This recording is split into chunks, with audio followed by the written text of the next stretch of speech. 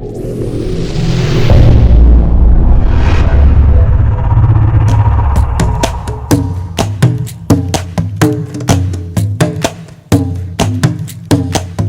has anything more to say? To contribute, any feedback, any doubts, anything to be clarified?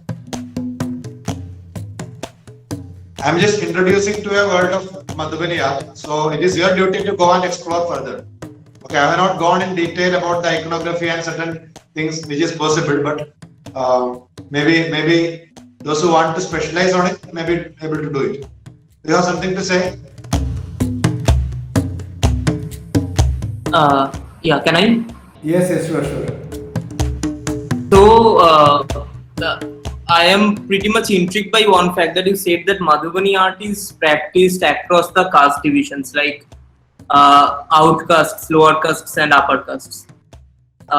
What I was thinking is like in India, specifically in Indian subcontinent, most of the art forms, like what today has come to be known as fine art, that is the Indian sculpture, court paintings, and architecture. On the other hand, let alone tribal art, the other art forms also, and that is ranging till like 19th century when we have like say Kalighat paintings and all also. They are specifically done by lower castes and Shudras and outcasts, because the profession of being a Shilpi was actually, to as far I know, was restricted to the lower castes, and so basically the caste division was constructed upon the professional identity. So when does this like fluidity across the caste division come into Madhubani painting? Okay.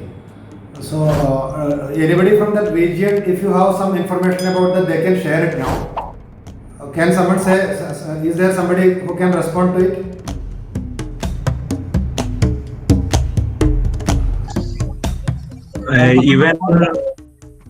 Sir, even I have same kind of doubt, but it can be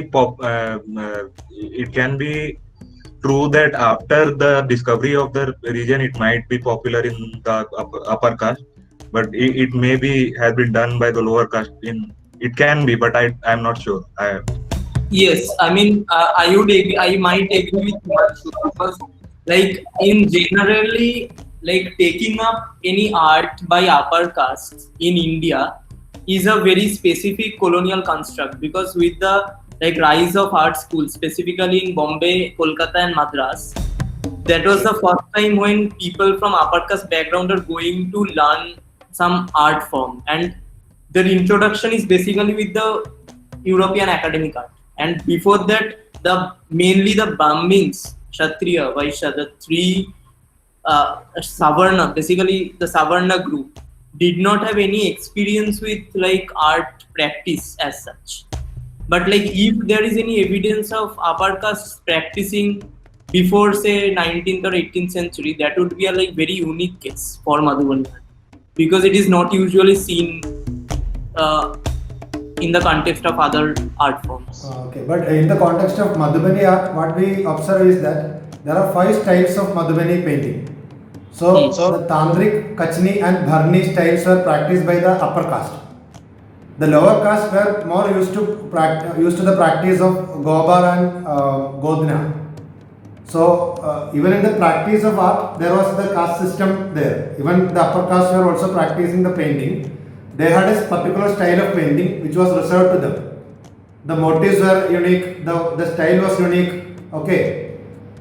So I am not very certain when they started it, but even in the practice, there are different styles, you understand. As we know, there are different styles, and there are certain styles reserved for the upper caste, and certain styles you find only with the lower caste. So the Kayastha Brahmin may not do a Gobar style of painting or Godna style of Madhubani painting. They are restricted their practice to Tandrik, Kachni, and Bharni.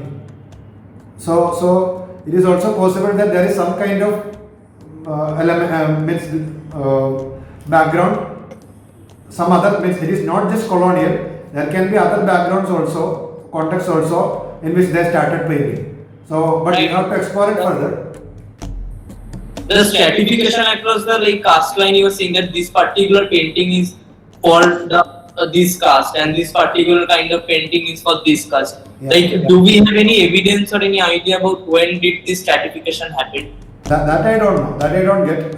But there is a stratification. They chose a style of painting of their own.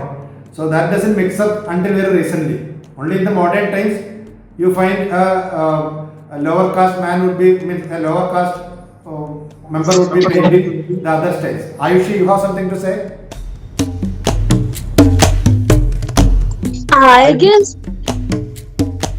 आप अभी इन सब के बारे में बात कर रहे थे. I think it is more like कि जैसे रंगोलीज बनाना ग्रेजुअली कम हुआ, नॉर्मल हाउस होल्ड शो या रिलीजियस शो की तरह लोगों ने उसे वैसे एक्सेप्ट किया rather than taking it as a art. It was more like decorating space.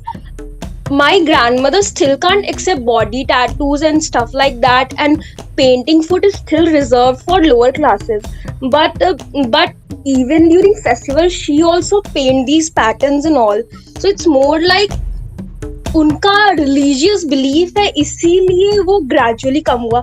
कब आया इसका मुझे भी idea नहीं, but it is not art for them. Okay, so what Ayushi is saying is that rather than a practice of art, it was a ritualistic thing. So when it is a ritual, that caste barrier is not there. Is it that you try to say? Yeah, it is more like उनकी devotional value है, इसीलिए वो accept कर पा रहे हैं. Okay, so it is a when you do that ritual, it's a devotional act. So it is not when they are painting, it is not painting. It is a devotional act. Maybe that is why, or that is how the high caste maybe in other areas of India, you don't see the high caste people doing a work of art.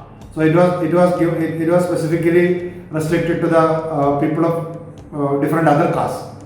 But here you see Brahmins painting because it is a ritual. Maybe it is that way Ayushi is trying to explain. Okay. So thank you for anything more? Okay. So thank you for sharing your ideas and knowledge about this. And if you have anything more to add or contribute, you can discuss with some of your friends, or especially in that particular area if you are living, you will be able to have a direct access to these people and their practice. So in that case, enrich all of us bringing your ideas in the class. Okay. So thank you all. We will see you tomorrow. Okay. Bye bye.